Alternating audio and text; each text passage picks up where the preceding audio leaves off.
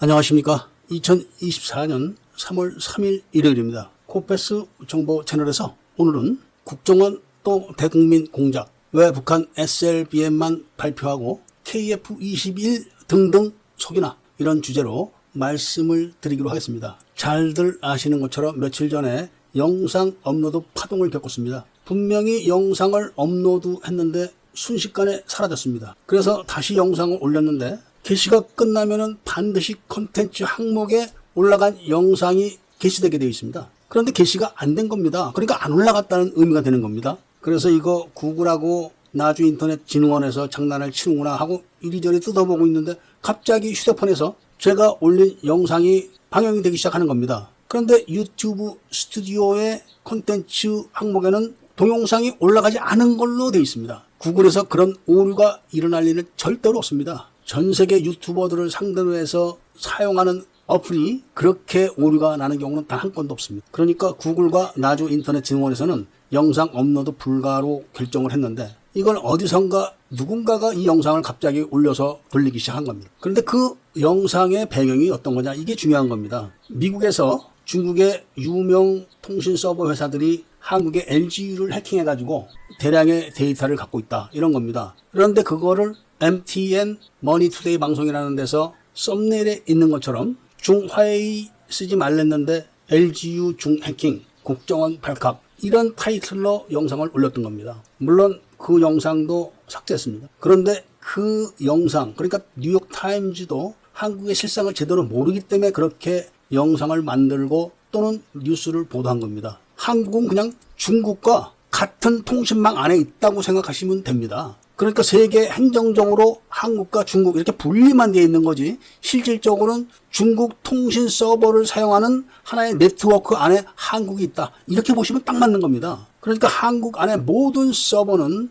중국이 열었다 닫았다 할 수도 있고, 같은 실시간에 모든 정보를 그냥 공유를 할 수가 있는 그런 시스템이 한국에는 적용되는 겁니다. 그러니까 중국의 한 성에 불과한 거죠. 국정원은 이거를 감추려고 지금 하는 겁니다. 당연히 이런 시스템은 1999년 4월 말에 천용태 국정원장이 중국 정보부에 가서 국정원의 정치정보 주권을 넘겨주고 온 다음에 2000년에 김대중이 중국의 지령으로서 국가안보전략연구소를 만들었던 그때부터 시작되는 겁니다. 그렇게 해가지고 차기 대통령을 노무현으로 지정을 했을 때 이미 대한민국은 전자개표 시스템이 중국에 의해서 시작된 거고, 그 시스템을 한 것이 바로 누구냐면은 LG 부회장으로 있던 이상철이가 그때 김대중의 정통부 장관이 돼가지고 대한민국 선거관리위원회 전국 네트워크를 만든 사람입니다. 그거를 박지원과 이상철이가 짜고서 그렇게 일을 추진해가지고 노무현을 대통령으로 만든 거,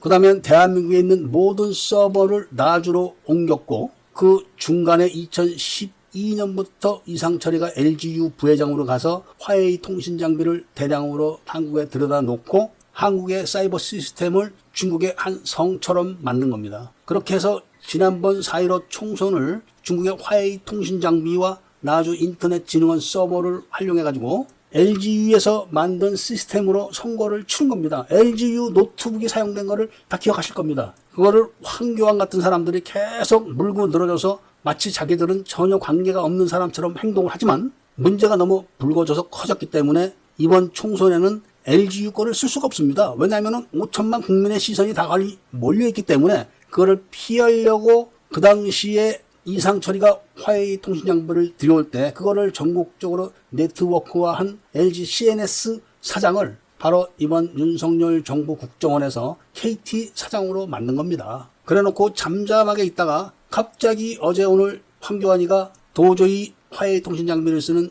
LGU는 믿을 수가 없다, 그거를 총선에 사용하면 안 된다, 이렇게 지금 주장을 하기 시작했는데, KT는 LGU가 아닌 것처럼 지금 이야기를 하고 그렇게 몰고 가려고 하는 겁니다. 지금은 모든 통신사가 화웨이 장비를 다 씁니다. 바로 요거를 속이려고 국정원이 지금 애를 쓰고 있는 겁니다. 4.15 총선에서 보셔서 아시겠지만 우리가 180석을 만든다, 이렇게 얘기해놓고 화웨이 통신 장비와 나주 인터넷 서버를 개폐하는 방법, 그리고 LG 시스템을 이용해서 180석 이상을 딱 만든 거 보십시오. 이번 총선에서도 그렇게 하기 위해서 시스템을 KT 쪽으로 옮긴 걸로 지금 보입니다. 어차피 KT 사장, 지금 현 사장은 과거에 국가 보안에 관한 범죄 행위로 언젠간 처벌을 받아야 될 사람입니다. 그 사람 처벌 안 받았습니다. 회사만 벌금을 낸 걸로 끝냈지만 사실은 그것이 중국 정보부와 북한 정보부의 공작에 의한 국가 이적 범죄 행위였던 겁니다. 물론 그 당시에 그렇게 해가지고 중고도 정찰기에 간 모든 기밀, 기타 ADD에 있었던 모든 기밀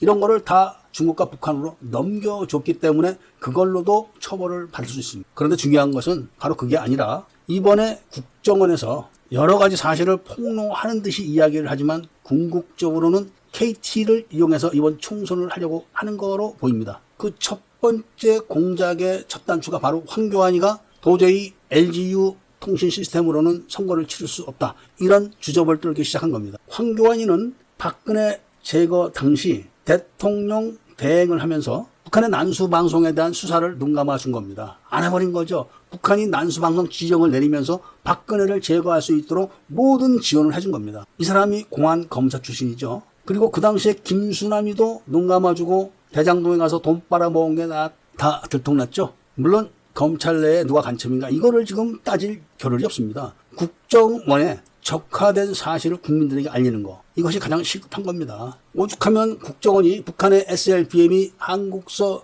넘어간 정보를 근거로 해서 만들었다 이런 발표를 했겠습니까? 그런데 그거 하나겠습니까? KF-21 기밀이 넘어간 거는 중국서 이미 발표를 했습니다. 그 자료를 제가 갖고 있지 않습니까? 그러나 가장 심각한 것은 대한민국 경계과학화 사업으로 만든 휴전선과 동서남의 주요 군 기지에 설치된 중국제 카메라, 이 카메라로 대한민국의 감시 정보가 실시간으로 북경으로 지금 넘어가고 있다는 사실. 그리고 통신 위성도 제대로 작동되지 않고 있다는 사실. 그런데 이번에 쏜 정찰 위성의 저장 장치가 중국제 저장 장치라는 것도 또 확인됐습니다. 이것은 대한민국의 모든 정찰 정보도 실시간으로 중국과 공유를 한다는 이야기가 되는 겁니다. 그런데 이런 결정적인 증거가 빽빽하게 있는 내용에 대해서 대한민국의 그렇게 많은 유튜버들 중에서 단 한 명도 이야기를 하지 않습니다. 그리고 그 많은 언론사 중에서 단 한 곳도 이야기를 하지 않습니다. 그리고 그렇게 많은 자칭 우파들도 단 한 명도 또 단체 한 곳도 언급을 하지 않습니다.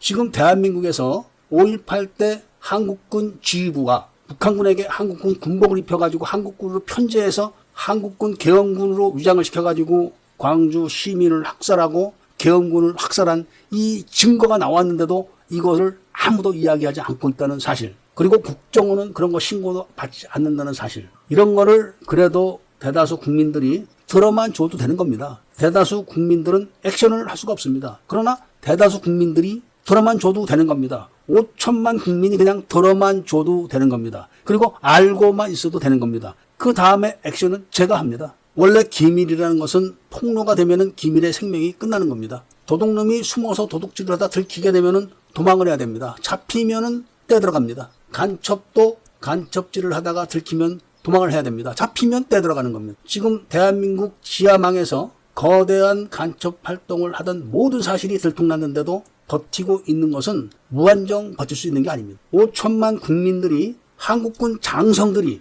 북한군한테 한국군 군복을 입혀가지고 한 부대를 편성해가지고 한국군으로 위장시켜서 계엄군으로 작전을 시켰다. 이것이 지금 확인됐는데 그거를 모든 국민들이 알면 가만히 있겠습니까? 특히 예비역 장교 부사관들이 가만히 있겠습니까? 6.25 참전용사들이 가만히 있겠습니까? 파월 장병들이 가만히 있겠습니까? 그 가족들이 가만히 있겠습니까? 그러니까 많이만 들어주시고 많이만 퍼 날라주시면 됩니다. 최인수 사건부터 문재인 사건 모든 게 다 들통이 난 상태라 대한민국 지하당의 생명은 끝난 겁니다. 모든 비밀이 들통났는데 햇볕이 다 비치게 되면 곰팡이는 다 없어지는 겁니다. 누가 정승화가 청주회 출신이라고 생각했겠습니까? 누가 김재규가 청주회 장교들을 보호했다고 생각했겠습니까? 누가 최규하가 광주에 가서 경찰관 142명을 출근을 시켰다고 생각했겠습니까? 김재규가 부마 사태를 뒤에서 배후 조정했다는 걸 누가 믿겠습니까? 이런 증거들이 다 확인이 됐고 이런 거를 숨기기 위해서 미국 CIA가 박정희 대통령을 죽이도록 김재규를 조정했다. 이렇게 국민들을 속여왔던 겁니다. 어떻게 육군참모총장이 궁정동에 갈 수 있겠습니까? 궁정동에는 육군참모총장은 절대로 갈 수가 없는 장소입니다. 물론 그 영상도 유튜브에서는 삭제 처리가 됐었죠. 저도 지금 많은 자료들을 정리하고 또는 리포트를 하기 위해서 따로 추리고 하는 시간 때문에 요즘 영상을 자주 올리지는 못합니다. 그런데 앞으로 모든 구독자님들께서는 황교안이가 LGU 통신을 총선에 사용할 수가 없다 이렇게 주장한 사실에 주목을 해야 되는 겁니다. 유재일과 제가 통화를 해가지고 이재명이 아들의 탈영에 대한 사실을 통보해 줬는데도 유재일이가 지금 전광훈 목사 쪽에가 붙어가지고 같이 쿵짜작을 하고 있는 거 다 아실 겁니다. 이게 대한민국의 꼬락선입니다. 교수도 필요 없고 박사도 필요 없고 목사도 필요 없고 성녀도 필요 없습니다. 신부도 필요 없습니다. 아나운서도 필요 없고 기자도 필요 없고 논설위원도 필요 없습니다. 그냥 말 없는 절대 다수의 국민들이 앞으로 이런 사실을 다 알고 움직여주기만 하면 되는 겁니다. 이야기를 들어주신 데 대해서 감사드립니다.